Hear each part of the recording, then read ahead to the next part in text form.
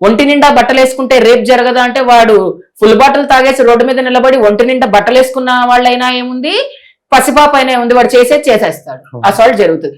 అలాగే అవతల వాడు నాకు అన్న అవుతాడా తమ్ముడు అవుతాడా అని ఆలోచించుకోకుండా 6 అడుగుల నుండి 4 కండలు పెంచేగానే వాడు ఎంబడి వెళ్ళిపోతున్న ఆడవాళ్ళని చూడట్లేదా? పెద్దమ్మ కొడుకుతో లేచిపోయిన వాళ్ళని చూశాను నేను, విన్నాను నేను, వెళ్ళి మాట్లాడాను కూడా.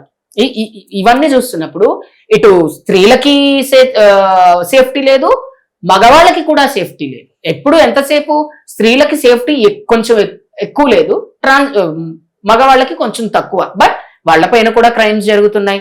అన్ని రకాలుగా ఆడవాళ్ళు కూడా సమానత్వం కోసం పోరాడుతున్నారు కాబట్టి ఆ సమానత్వం వచ్చినప్పుడు జరుగుతున్నటువంటి సమస్యలు ఇవి. ఒక స్త్రీ స్వేచ్ఛని హరించమని కానీ చేసేమని కానీ ఎవరు చెప్పరు.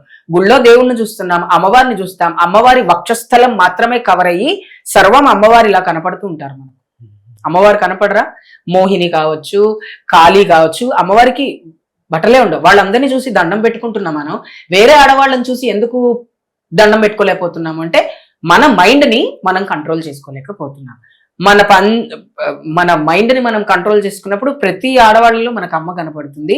అండ్ అమ్మ కూడా కొన్ని విషయాలు ఓపెన్ గా చెప్పాలి. తల్లిదండ్రులు కూడా ఈ జనరేషన్ లో పిల్లలకి, ఆమె ఆడపిల్ల, నీ చెల్లె లాంటిది, నీ అక్క లాంటిది అని చెప్తే, నాకు అక్క చెల్లెలు లేరుగా అంటే మీ అమ్మ ఆడదేగా.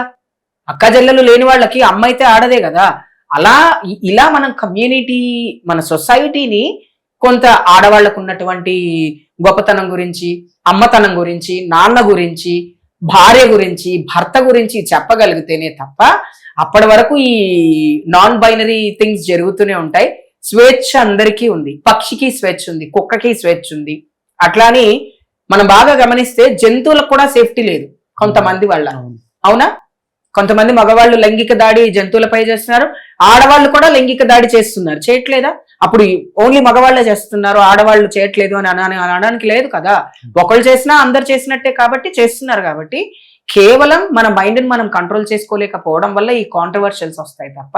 బట్ నేను ఒక మాట అయితే చెప్తున్నాను, ఏ రోజైతే స్త్రీ వివస్త్రలుగా ఉన్నా, వస్త్రాలు వేసుకున్నా, ఆడది ఆడదే, మగవాడు మగవాడే. ఈ మధ్య ఒక పోస్టర్ ఏదో వచ్చింది, ఒక మేల్ బట్టలు ఏవి లేకుండా జస్ట్ ప్రైవేట్ పార్ట్స్ కనపడకుండా ఇట్లా పోస్టర్, ఆ పోస్టర్ మీద బాగా ట్రోలింగ్ జరుగుతుంది. అలా రోజు చిన్నప్పటి నుంచి మన పిల్లల్ని మనం చూసాం, చూడలేదా? పెద్దగా అయ్యాక చూడట్లేదు. మన పెద్దగా అయ్యా కూడా కొడుకుని కొడుకులాగా ఎందుకు చూస్తుంది స్త్రీ? స్త్రీకున్న గొప్పతనం అది.